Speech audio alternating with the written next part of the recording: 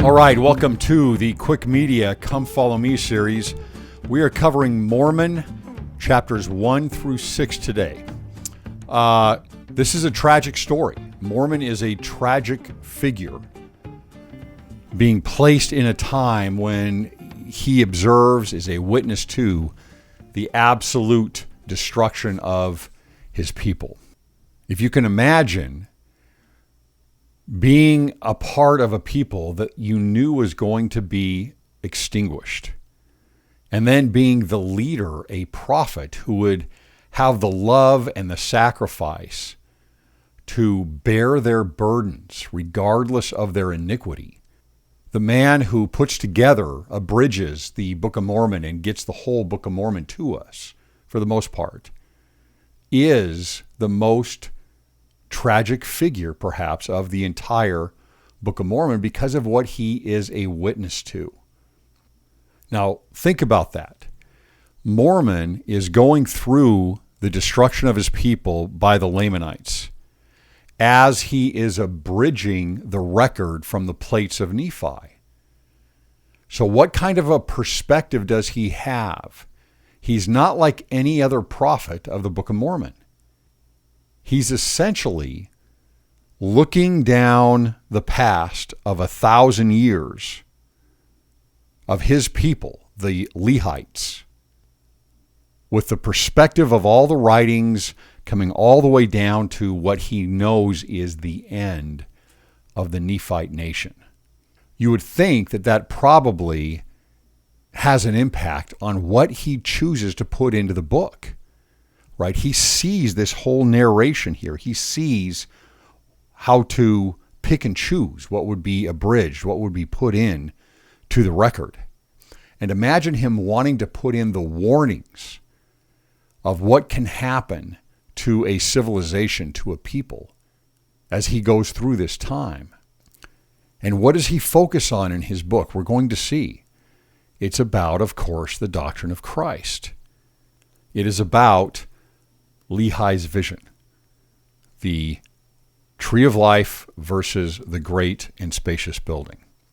Now let's take a look here in chapter 1, verse 1. It says, "And now I, Mormon, make a record of the things which I have both seen and heard." So of course, this is different, right? This is his own eyes. This is his own experience. Everything that we've had from the large plates, starting with Mosiah, up to this point is an abridgment of a record that was already laid down. Now we get Mormon one-on-one, even though he was primarily the narrator of 4th Nephi and does insert himself a little bit in certain places in the Book of Mormon. This is his experience. Now down in verse 3, Ammoron, who is the record keeper before Mormon, tells him that when he is about 24 years old, I would that ye should remember the things which ye have observed concerning this people. Right, this is about their destruction. "And when ye are of that age, go to the land Antum unto a hill which shall be called Shim. And there have I deposited unto the Lord all the sacred engravings concerning this people." This goes beyond the plates of Nephi even. All the cache of records put together by the prophets and maybe by many others. Now, the hill Shim is interesting, and Hubie Nibley talks about this a little bit. The Hebrew Shimal means north or left, and the reason those two go together is because it would be your left hand, which is the north. Why is that? Well, it's because anciently they used to orient themselves from the east. What is the orient? Right? That term that we use, orientation, means from the east. Right? Just like we have the orient on the globe, the east. So they would face east, and that's where the sun rose. That's where you would, the temples would be built, and you would have the opening of the temple that faced east. And then the Holy of Holies, and for example, in the Temple of Solomon, would be on the west, where the sun set. Right? So you're facing east, where the sun rises. That's your orientation. Modernly, we use the north, right? Like with the North Star today. It's funny because you think about a Boy Scout who would be learning his orienteering, I think it is, merit badge, and the word means from the east, but he's got a compass here that's focused on the north. So facing east and putting your arms out to your left, the left hand would go to the north. So that's why Shim or Shimal would be left and north. So they're up in the northern area here of the Nephite nation. And then Ammoron tells him you're going to take just the plates of Nephi. Out of all these sacred records, you're just going to take the plates of Nephi. And that's what Mormon uses to abridge the record. Now, Mormon also says in verse 5 that he is a descendant of Nephi. Why would he need to describe this? Why would he need to tell us this? Because that's a big deal. It always has been, right? They are the nobility of the Nephites. And that's where perhaps a lot of contention came up with the Mulekites and others, right? The chief judge and the kings were direct descendants of Nephi. The prophets are direct descendants of Nephi, and probably in their culture, the direct descendants of Nephi probably had a higher status. And there was somewhat of a birthright that would go along with that. So he's not trying to be proud here. He's saying it's part of my birthright, right? Abinadi was a direct descendant of Nephi. So was Alma. And of course, Alma the younger then. And then down in verse 8, we're going to see more of this disintegration, right? Where we've moved into the tribes again and out of everybody being as one, as we were at the beginning of 4th Nephi. It says, and it came to pass in this year, there began to be a war between the Nephites, who consisted of the Nephites and the Jacobites, and the Josephites and the Zoramites. And this war was between the Nephites and the Lamanites and the Lemuelites and the Ishmaelites. So there's our original 7 tribes that we had assigned by Lehi when he made his blessings before he died. And the message here in this first chapter of Mormon is very simply, now that we've gone through this disintegration, what happens is that the grace of God, the blessings of God, the gifts of God, the Holy Ghost being one of those, are all going to be removed from the civilization. And of course, this applies to us individually also. As we sin, as we turn, as we'll see here, from Christ and from the doctrine of Christ, then we lose the grace of God. We lose his stretched out hand. And so we get a list of this starting here in verse 13. It says, but wickedness did prevail upon the face of the whole land, insomuch that the Lord did take away his beloved disciples. So the priesthood is being removed here. Now, I've seen commentary on this where this is the 3 Nephites. Well, maybe that's so. I would guess that this actually means the 12 as well, right? That these maybe it's through being murdered, maybe it's through they had to run and hide. Maybe it's from falling away, but I would guess we're talking about the priesthood here and the organization of the church. I think that is also disintegrating. That's the point that they're at. And then also here it says, and the work of miracles and healing did cease because of the iniquity of the people, right? So it's things that are being removed. In 14, and there were no gifts from the Lord, right? So those would be all the blessings and the gifts of the Spirit.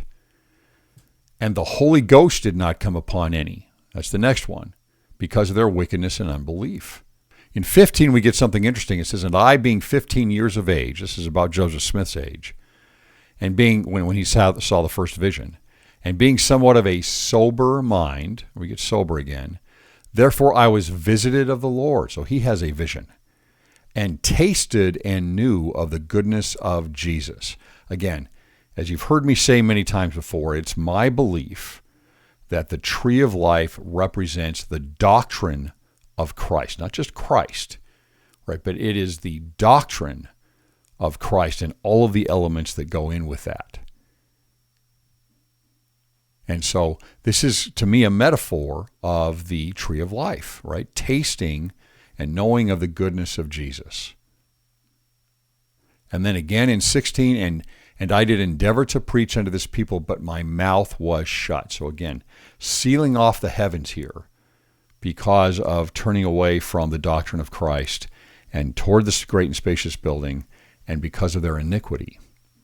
And then down in 18, we get the same thing we've had before the visit of Christ to the Americas. Their treasures are slippery, right? They hide them up and they are slippery and they lose those. So not only do they lose in their society all these spiritual things, all the grace of God, but they're losing their own material things as well. And why would that be? Because when a civilization falls apart, because it does not hold on to the eternal principles of the gospel and the doctrine of Christ, then faith and trust completely fall apart. And there are robbers, and there are those that would take what they can when they can. Power reigns supreme above all. The charity is gone. Trust is gone. So material items as well are going to be lost. Now we're going to skip over to chapter 2. And again, I'm going to make this a little bit shorter than I usually do, just trying to catch up on everything here. But we get something interesting. We see this throughout the scriptures, actually, right? These references to things like the magic art and the witchcraft. And then we'll get later on sorcery. What is going on here with all of this? I mean, we don't really believe in that kind of thing anymore, right? Because we have so many scientific explanations of these things. What is this? What actually happens? Go back and think about Moses and Aaron, the staff that they throw out with at Pharaoh's court that turns into a serpent, right? And then think about the magicians of Pharaoh that throw out the staff. And then, of course, Moses' serpent consumes the other two serpents, right? Showing what? What are they showing there? They're showing the priesthood of God over the priesthood of Pharaoh. That's important to understand. The magicians, then, are what? They are priests. And so we should think of these things in that way, I believe, right? Magic art. Now, the magicians, magic here, we get magic art in verse 10. What about the magi that visit Jesus Christ, that visit Joseph and Mary and the baby Jesus? Why are they given that name magi, right? Because it has to do with priesthood. It has to do with wisdom.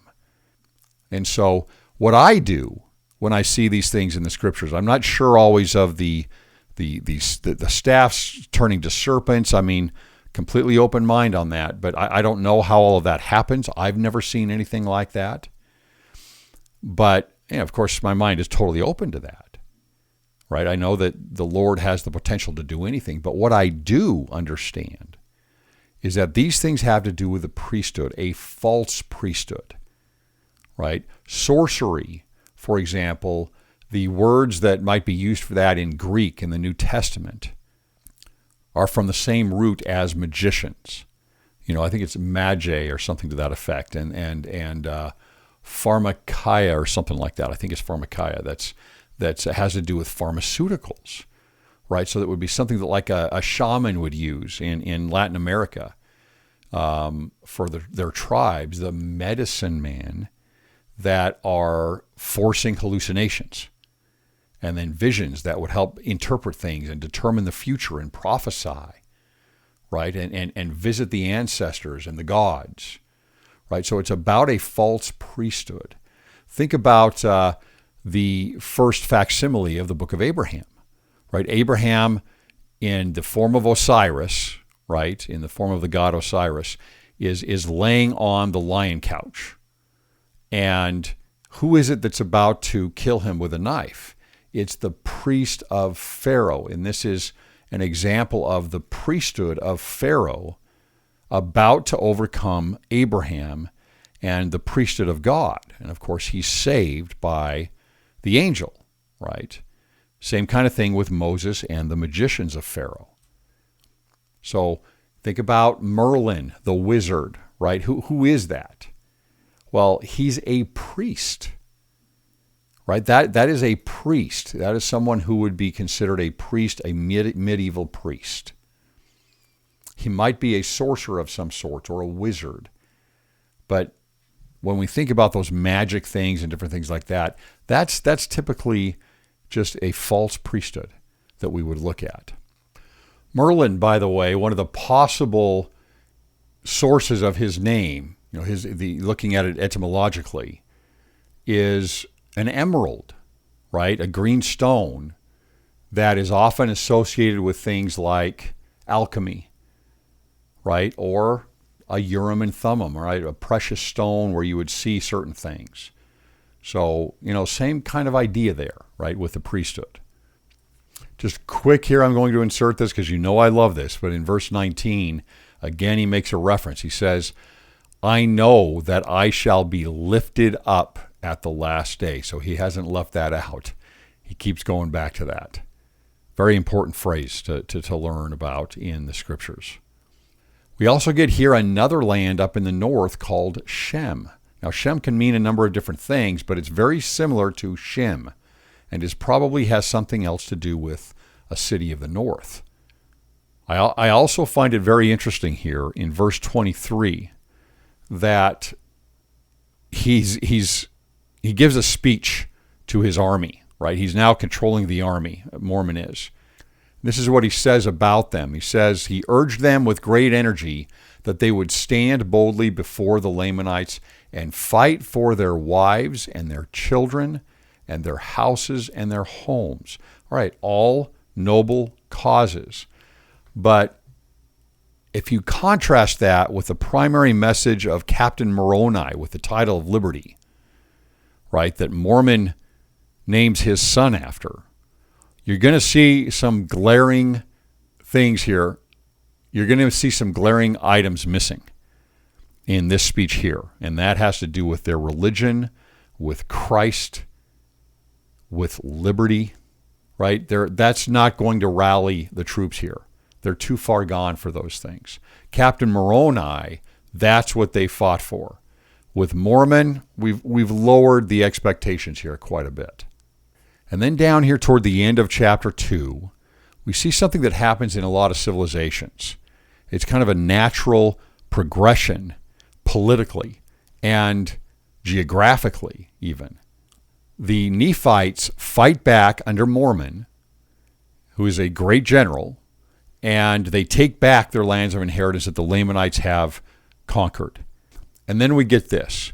And in the 350th year, we made a treaty with the Lamanites and the robbers of Gadianton, in which we did get the lands of our inheritance divided. So the inheritance, when they talk about that, it's the promised land, right? It's the promised land under Lehi.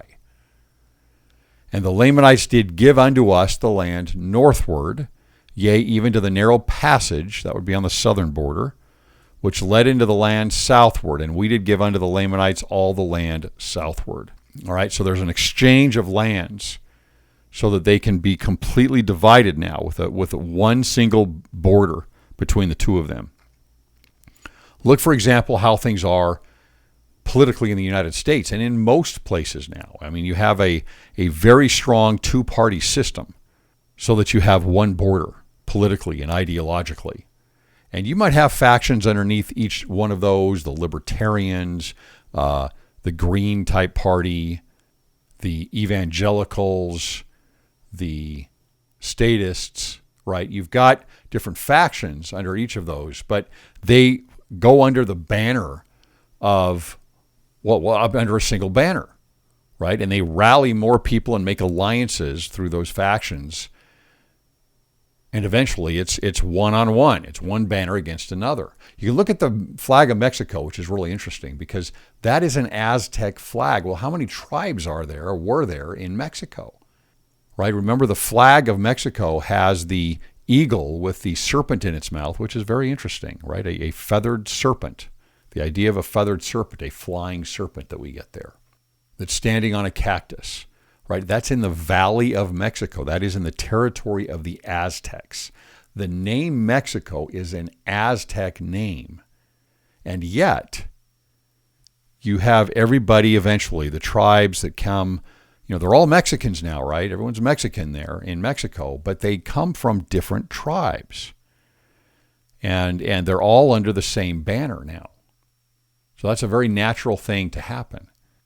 And it wouldn't be surprising to see more and more people congregating in red states that are red, and more people that congregating to blue states that are blue in the United States, right? As things become more and more extreme and more divided between the two groups ideologically.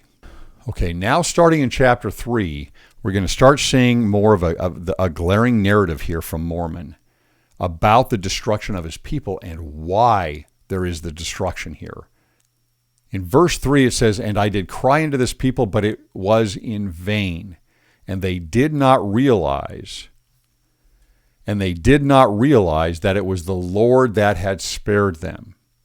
Right? What we are going to get is the great and spacious building here. The division, if we understand Lehi's vision, his dream, that the tree of life is the doctrine of Christ. Now, what would that be? Think of one element of that, right, is absolute humility. Even Jesus Christ is humble, right, and always doing the will of someone else, always doing the will of the Father, lowering himself below all of us, even. Lowering himself in the waters of baptism. That's what that means. That is part of the condescension of God. Lowering himself to the earth and taking upon himself flesh, being born of Mary. Lowering himself below all of our sins in Gethsemane. Being judged of men and being raised up on a cross. Right? That is the opposite of what? It's the opposite of pride. And so the great and spacious building is pride. It's us. It's meritocracy. It's pure meritocracy. We can do this. It's the building of the Tower of Babel. We'll get to heaven on our own merits, on our own building here. In verse 9, they began to boast in their own strength and began to swear before the heavens that they would avenge themselves of the blood of their brethren who had been slain by their enemies. So what becomes more of a driving force here? It's hate and revenge, right? And once that takes over, then what does that do to your values hierarchy individually and in your society? Right? That's at the top. That is what you are living for. Now in verse 12, we get something pretty interesting here. He says, he makes these choices here about whether he's going to lead such a wicked people because they have much more success militarily when he's in charge. It says, "Behold, I had led them notwithstanding their wickedness. I had led them many times to battle and had loved them." What does that mean? Right? It means that he cares.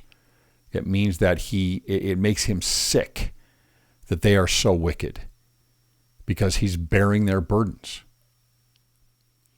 And he had loved them according to the love of God which was in me. So charity. "With all my heart, and my soul had been poured out in prayer unto my God all the day long for them. Nevertheless, it was without faith because of the hardness of their hearts." Well, wait a minute. Why would Mormon pray without faith? He's a prophet. He's a great prophet. And he's praying without faith? What does that mean? Well, we know from the Lectures on Faith and comments by Joseph Smith that true faith is only based on truth, right? In reality, eventually, we can have faith in something that is a false faith. It's almost, we can say maybe it's just a hope. It's not based on something that is true. It is not based on a true principle. That's not faith. That's not really faith. Faith is trusting in something that is true. That is true faith. So regardless of his hopes and his desires here that he's pouring out for his people, it's not faith that they're going to be saved, because that's not true. They're not going to be saved because of their choices. And then he moves on here in chapter 3 now, and it's starting in verse 17, and he starts talking about the Gentiles and the remnant of the house of Israel, right?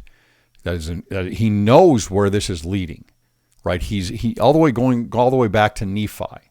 We know how this formula is going to work. We've been told the Gentiles will restore the gospel in the latter days, and then they will bring it through with the Book of Mormon and the Abrahamic covenant and the fullness of the Melchizedek priesthood.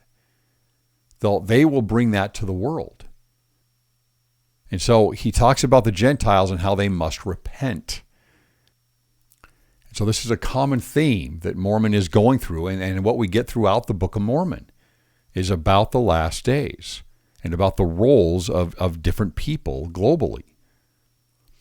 And then he says to all people, Gentiles, house of Israel, the people upon the isles of the sea, everyone, he says that we must stand to be judged of your works, whether they be good or evil, right? Again, we get that often in the Book of Mormon, reminding us it is our works reaching up for God. It is his grace reaching down to us, right? We have to have both of those. And also, that ye may believe the gospel of Jesus Christ, which ye shall have among you, and also the Jews, the covenant people of the Lord, shall have other witness besides him whom they saw and heard, that Jesus, whom they slew, was the very Christ and the very God. Well, how are they going to know that? They're going to know that through the Book of Mormon. That is the message of the Book of Mormon to the house of Israel and to all peoples. Right? So as he's writing this out and he's looking to the future, he's doing this because, imagine his perspective. Again, what has happened? His people have denied Christ. They have denied the tree of life and the full doctrine of Christ. And as he has abridged this Book of Mormon here, the whole Book of Mormon, and writes now, he knows that this is the tool that is going to bring the Abrahamic covenant and the restoration of the gospel and the message of Jesus Christ, who he is, to the world. Think about an understanding of the position that he's in, right? All of the emotion, the tragedy that is happening here, and his role in history and in the future. And then we move to a point where societies have gone to oftentimes, especially anciently, right? Where the Lamanites and the Nephites are fighting. The Lamanites conquer an area, and they take prisoners, including women and children. And what do? They sacrifice the women and children. They're sacrificing the purest things. And that's what sacrifice usually is in many ways. Right? In terms of, think, for example, of animal sacrifice. Right? You would take the lamb without blemish. It's the purest thing that you have, and you're going to give that up. And so that's what's happening here. The innocent are dying and being sacrificed. Of course, that's what happened with Jesus. Now, as the Lamanites start getting the upper hand here, and the Nephites start to flee, well, what's going to happen to them, right? What is going to happen to the Nephites here? Who goes first? We see the women and children being sacrificed. Now, here's something we get in chapter 5, verse 7. And it came to pass, this is as they are taking flight, that those whose flight was swifter than the Lamanites did escape. And those whose flight did not exceed the Lamanites were swept down and destroyed. This is where we get a breaking down of the relational covenant and charity among their own people, right? Where we're losing everything here. We're losing trust. We're losing the spirit. We're losing our gifts. Well, natural consequence is that the weakest among you are no longer going to exist. They are going to suffer and they're going to die. That's what happens in those societies. And this is a natural consequence here. And those whose flight did not exceed the Lamanites were swept down and destroyed. Who is that? That's the children. That's the women. That's the handicapped. That's the diseased and the sick. Right? They're the ones that are going to be swept off the earth. They're going to be slaughtered first. We can see these kind of formulas in this disintegration of a society. And then he goes back to talking about the future and the Gentiles and the house of Israel. Now we should understand why he's doing this, right? He's running through this short book, this narrative here, about what's happening to the Lamanites and the Nephites, and then he interjects these things about the Gentiles in the future and the house of Israel in the future and the doctrine of Christ, right? It all goes hand in hand. So then he says, talking about the Book of Mormon, he says, And these things they shall go unto the unbelieving of the Jews. And for this intent shall they go. This is the purpose of the Book of Mormon. That they may be persuaded that Jesus is the Christ, the Son of the living God. That the Father may bring about, through his most beloved, his great and eternal purposes in restoring the Jews, or all the house of Israel, to the land of their inheritance, which the Lord their God hath given them, unto the fulfilling of his covenant. We're talking about the Abrahamic covenant. See, the Book of Mormon is the message of Jesus Christ, who he is, and a witness drawing from the brass plates, the Old Testament, the Torah, the Tanakh, right, the scriptures of the Jews, as a witness that Jesus is the Christ, and about the fulfillment of the Abrahamic covenant that they are not aware of. So as we think about the Book of Mormon and what type of a tool this is, right? Its message, we should, when sharing that with others, and as we get this out to the rest of the world, we should think about that, right? It is about who Jesus Christ is. It's about the doctrine of Christ. And it is about the Abrahamic covenant and the tool to gather Israel. We should be very familiar with this. That's why we need to know about Isaiah and how the Book of Mormon is constructed.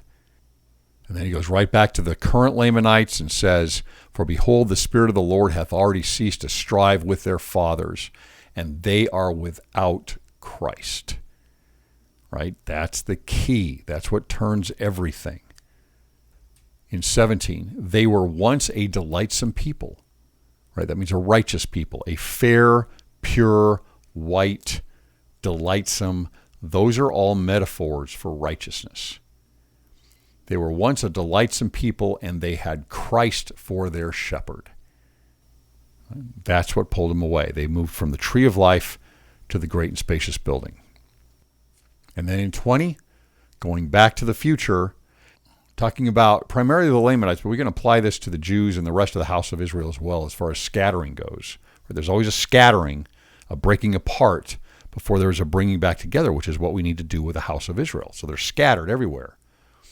And after they have been driven and scattered by the Gentiles, behold, then will the Lord remember the covenant which he made unto Abraham and unto all the house of Israel. And what is that?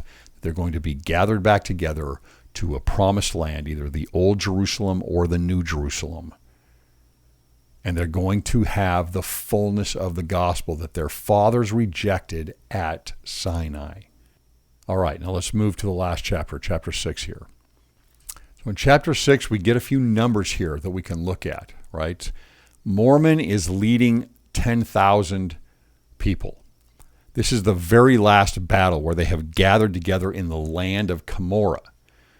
Not sure where that is. Those that would follow like the heartland idea would say that is the Hill Cumorah in New York, right? Others would say that that is in Mesoamerica, and some might even argue that it is in South America. It doesn't really matter to me. But they're in the land Cumorah, gathered together as one final body of Nephites, knowing that they're about to be slaughtered. There's no way out of this. They know the judgment that is coming down on them. So Mormon goes out with his 10,000 people. Now remember, when I say people, right, it's because they're not soldiers. This is men. These are soldiers. These are men who are not trained. This is every person. This is the elderly. This is women. This is children.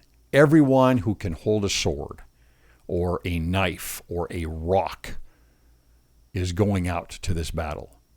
And we get Mormon with 10,000. He actually falls wounded here. And Moroni leads 10,000. And then we get many others that are each leading 10,000. These are 10,000, again, people. And it looks like we have about 230,000 Nephites here together that are all, almost all, virtually all going to be slaughtered by the Lamanites. Again, probably a fairly small portion of that are actually soldiers. We're told that there's a band of 24, maybe a few others here and there, that are left after this great battle, including Mormon and Moroni. So that's where Mormon is now, right? He's made his abridgment already of the plates of Nephi. He's a student, certainly, of those last 1,000 years. And here he is, wounded on a battlefield, witnessing the absolute final destruction of the Nephites. And this is what he says in verse 17 here, after he's gone through this. O ye fair ones, the righteous, they used to be righteous, how could ye have departed from the ways of the Lord? O ye fair ones, how could ye have rejected that Jesus who stood with open arms to receive you? Again, if we look for it, if we understand always what is at the core of the Book of Mormon and the teachings here, it is the dissension from the doctrine of Christ. A lot of times we try to just say, oh, they became wicked. Well, why? What are they departing from? What are we departing from when we do something wicked? Right? We need to focus in on that doctrine of Christ, that tree of life. That's his message. It's always been his message through his abridgment of the entire Book of Mormon. The tree of life and the doctrine of Christ on one side, and the great and spacious building and pride on the other side. And as he writes here, he's basically summing up the destruction of his people and what has been lost. The doctrine of Christ and the Abrahamic covenant, their liberty. And constantly throughout his abridgment, going through those things and making sure we understand that the doctrine of Christ is at the core of all righteousness and at the core of success and at the core of building up a proper society and moving towards Zion. And that the Abrahamic covenant represents the fullness of the gospel. And that if we don't get things right, that we're going to be judged, as he says here again, ending in verse 21, according to our own works and what we choose between those two ways. And he finishes off here in verse 22 with that. He says, and he doeth with you according to his justice and mercy. I'll talk to you next time.